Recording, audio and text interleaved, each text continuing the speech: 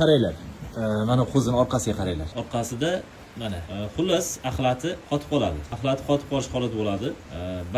Ba'zi qo'zilarda o'zi tushib ketadi, ba'zilarida. Ba'zilarida juda ham qotib tushmay qoladi. O'shanday holatlarda xabar olib turinglar iltimos qo'zinglardan akalar. Ma'lumot uchun aytib ketayman.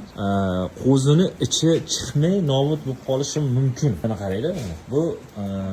Bu istalgan 99% qo'zilarda bo'ladi. Ya'ni orqasiga shunday axlati yopishib qoladi. Mana qaranglar, hozir o'tsin ko'rsataman. Mana qaranglar, mana shunday holat bo'ladi. Qo'llaringga perchatka kiyib, tozalab tashlanglar.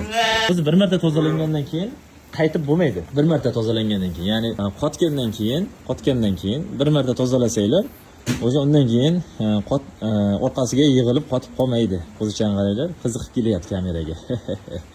Chiroyli kadr bo'lyapti, chiroyli kadr. Qalaysan? Yaxshimisan? Ay, malades, mashalloh, ketdi. Ana shunaqa gaplar akalar. Ma'lumot uchun aytib qo'ydim. Bilganlar uchun emas, bilmaganlar uchun. Har doimgidek negativchilar omonmisizlar?